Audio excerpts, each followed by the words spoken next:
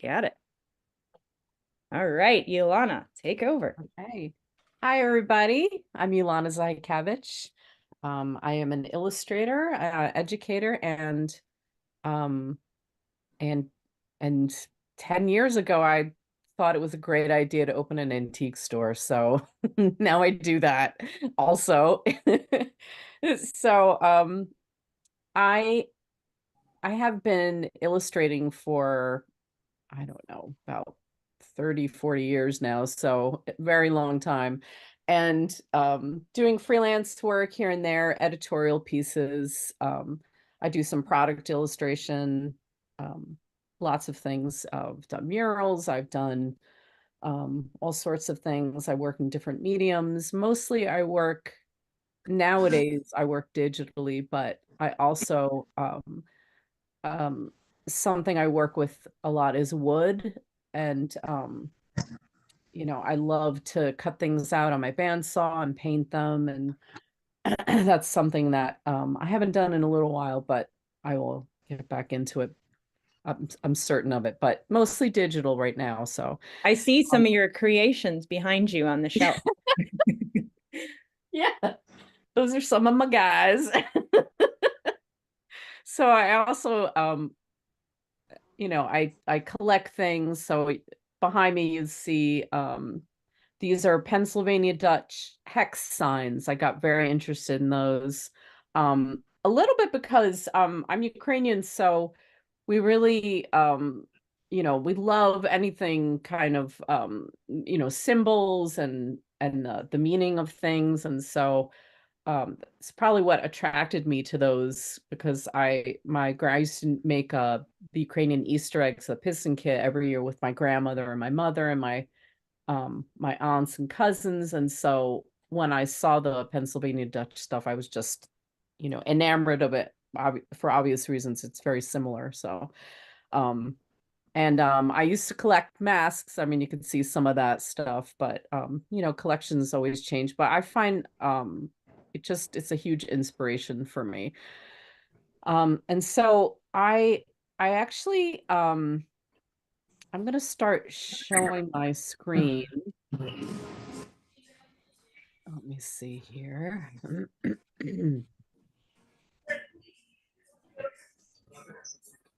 uh, Full screen. Okay. Can everybody see this? Yeah. Okay, great. So, when Kelly first, I'll go back to the first slide. Kelly asked me what sort of class I would like to teach, and I had a bunch of ideas, and one of them was I had so much fun doing this particular assignment that I thought I think that other people would love this too, because a lot of people love to cook. A lot of people have family recipes and or just have recipes that they've created themselves. And and I've done this assignment with my students. I teach at Moore College of Art in Philadelphia, PA, and we do an assignment with them where they are illustrating a recipe. And so I thought this is like Kelly thought out of all of these, Kelly thought that this one might be the most interesting for you. So um, I did an illustration for a friend. A friend of mine started a magazine up. I guess this is something you do. He was just like, I think I will start a magazine. And so he started a magazine called Kitchen Table. And I did a cover for him. And this was my cover for him. They actually ended up editing some of it down. But this was the whole feel of the magazine, because it's out of Portland, is just like, food, being a foodie, local sourced foods. And so it was it was so much fun for me. And so he asked me to do another illustration, and this one was more about family. And so I wanted to show you some of the sketches that I sent to him. And so he actually asked me to write a story, which I'd never done. you know, I've written plenty of stories, but not for editorial magazine. And so he asked me to write a story about a kind of a family get together. And so I wrote this story, and you know, I kind of added some sketches. I wanted him to pick which one he was most interested. And it was a bit of a luxury where he said, oh, it could be one page, double spread, however long that you want this, which is, I mean, a little bit unheard of for editorial piece. So round two sketches, he said, I really want this to be like, you know, he liked that story, but he liked this one a little bit better. So um, I had a story about my the women in my family would have what we would call basically tour wars every Christmas.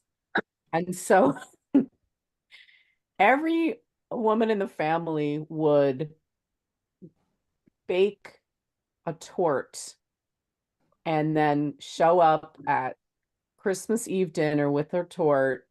And it was like a, a battle, a battle of whose tort was the most delicious tort of all the other torts. And it was really hilarious for us because we are like, no, we can't possibly lose here, because I mean, then you'd have to taste each one because you never want to shame someone. You need to sample each and every tort and make sure that you were properly aware of which one was the winner. But you know, of course, your mom was probably the one that won. So, but it was really funny to me because you know, you wouldn't dare give out your recipe for your tort to your competition. So, you know, I thought this was like the most joyful time for me. And so my the editor agreed. And so I wrote this little story about these tort wars. And so this was the end result of that assignment. And so I had done all these like really beautiful little images. You probably so you know, you probably see all these little images that I did on the side. I actually illustrated all of those for the final piece, but I guess the art director was like, no, we'll just take these two tiny little drawings. And so, you know, they wanted their own touch on the layout. And so I had a kind of a spread here of all the food that we would have. And there's like a very famous Ukrainian dish called kutya. It's like a kind of wheat berry dish. The kids hated it. It's kind of weird. It's a little slimy and weird. And so part of the tradition is you put it on a spoon and you throw it up into the air. And if it sticks onto the ceiling, that means you're going to have a really great year. So ceiling would be covered in this stuff and like we bury goo. And then you'd have to, after holidays, you have to repaint your ceiling. It was just the weirdest thing. That So is it's just so strange. And so um these are my aunts.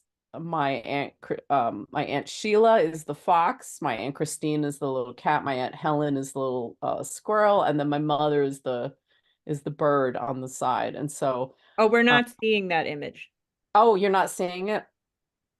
Oh, this didn't come up. I'm so Well, sorry. I see the table with lots of food on it. Oh, okay. Thank- I wonder if it's very large. Is it? Let me see if I can make it. How's that? I don't see a change. Oh, I it's just not. see the title of your Illuminating Your Recipe, a guide, and then it like has that pink in the background with like Okay. Oh, it's not. Oh, I'm sorry. I have like a whole slideshow. It's not showing up. no. Oh, that's strange. Oh, I'm so sorry. I don't know what's going on though. Let me see if I can. Okay. Are you seeing this at all? Yes, now I see that. Yep. Okay. I'll keep it on this mode. Let me see if it'll. Yep. Okay. So let me go back a little bit. So this was the first. You probably didn't see this then. So then these were the sketches. More sketches. And then this was the final result. Okay, so then the little bird that's my mother. And so I tried to include as many details as I could, but this really kind of spurred this assignment for you. So essentially what I'd like for everybody to do is, we kind of, you may have already gotten a recipe, or maybe you have something in mind, but I wanted you to choose a recipe. Um, Sometimes it's really helpful, and this is something that you can do later. You know, you can honestly, this can be as long as you want. You're not beholden to anything in particular if you don't want that. Um, so if you're interested in doing a very long recipe with every single thing, um, included, that's totally fine. If you want something that's kind of like a showpiece where you can have it just like a page where you're just framing the page, and this is something you want to give out to your family, you can do that too. If you want to do a kind of a double page spread, that's also acceptable.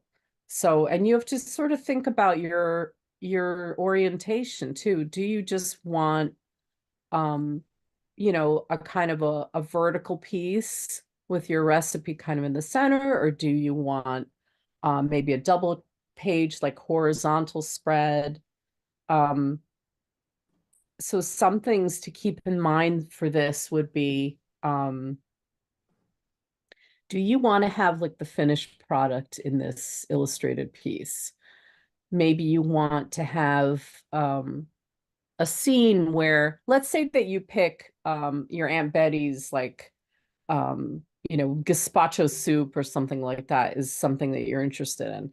And maybe you really want to commemorate or immortalize your Aunt Betty. And, then you might have an image of your aunt, you know, actually creating the soup. And then maybe on the side, you have interspersed some sort of ingredients, and then a little bit of the recipe. Um, Possibly, this could just be about people enjoying the finished product, a little bit like I have in the illustrated piece that I have here, where it's, the food is kind of laid out on the table. So these are some possible layouts to think about. So if you're going to be doing the double spread, so you might want to have your recipe. Think about if you're thinking about, I don't know, like creating a book out of this. Let's say you have a whole bunch of recipes and you're like, my dream is to illustrate all my family recipes and turn it into a book. And you could really plan for it. So part of that would be making sure that you have like a specific size that you want to do your book, and that you're accounting for the gutter. So in publishing terms, so this is where the fold of the image is right down the center in the gutter. Um, so what that means is you have to be very careful about the information that's getting a little too close to the gutter. So make sure that this is only if you're really planning on having this be like a double spread book situation for yourself. So you might have the recipe on one side and maybe a little bit peeking out on the second side. And then maybe you have some of your um, imagery kind of cascading around. Or maybe you have just a vertical piece where you have the recipe and the entire image just kind of folding around the entire piece. Maybe you have something that's a little bit closer to what I did, where I had just the illustrated piece on one side, fully illustrated, and then I had the recipe on the other side. and the recipe is kind of unhindered. You can probably fit in a bunch of information. You don't really have to edit anything down. You can really fit everything in there. And maybe you just have like just a little tiny little image in there. And perhaps you want something that's like, okay, I want to do an image that's finished and I want to have the recipe over the top of it. Maybe you have like a little character there. This is another layout. So let's say that you're like, I don't care. I'm going to abandon all, reason. I'm going to have this giant poster. The recipe's going to be down the center. And then I'm going to have ingredients on one side. And then I'm going to have the finished product on the other side. And then lastly, you could have something like the recipe's just kind of floating inside the area. And then your images is kind of, um, pouring out around it. And this is a bit of, it's kind of more unusual. It's a little bit more organic looking. And I do have some examples on some stuff. So, if you're just interested in like maybe some ingredients, and it really doesn't matter about the entire recipe because this is really up to you. Like if this is just an exercise of you illustrating food, and maybe you're just sort of organizing some imagery to make it look like a recipe is going to happen. This is a good solution for that. And even something like this, something exceptionally simple. Like maybe you just have a recipe that's just literally a line, like grill or boil this, particular item for 2 or 3 minutes, and then that's the whole recipe. So it really gives you a lot of leeway to be very creative. And perhaps you just want ingredients. This is a really beautiful illustration of just some beautiful textured food. Another example of that. And what I like about this is every style can fit this. Every single, so if you have like a very painterly style, perfect. If you have a very sort of you know, more digital style or something like that, that also can work for this. This is another beautiful example. If you have really good handwriting, this is a great assignment for you because you could really showcase some of your beautiful handwriting. Even if you don't, I think it's really charming. Or if you're pretty good with any of the digital programs like Adobe Illustrator or Photoshop, you can certainly do the lettering digitally. This is when I was speaking about a layout that's like a little bit more fun and organic. This is a great example of that. So here you have like the title of your piece. You have some of the ingredients coming around. You also have them listed in here. And then you have more of the information kind of typed out to the side here. So everything's kind of organized. It's almost compartmentalized here. This is another fun one. So again, with, this person has very beautiful handwriting. And so there, you have, the directions are here. Everything is kind of floating here. And then some of the ingredients here. Maybe you don't want any ingredients, at all, or any text whatsoever. You could actually have something like this, which is I think is really lovely, where you're just featuring the food. So most people can figure out by this exactly what is in this sandwich or in this little pita. So you have your bread on either side, you have some mayo and tomatoes, some lettuce, whatever meat product this is, and some tomatoes and some olives. So it's a great little example of like, okay, well, I don't want to do any text, but I really want to feature the lovely food. This is an excellent way to do that. Presentation. So some of the illustrations that you've seen, um, you know, they kind of hint at this, but this is a really beautiful way. So let's say that you wanted to do a recipe and then really showcase how to set up your table. And maybe you really want to get up close and personal with the food. Um, it's just such a beautiful presentation.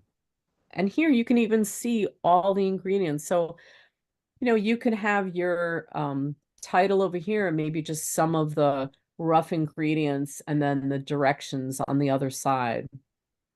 This would fit perfectly. There's enough room for everything here. And another one.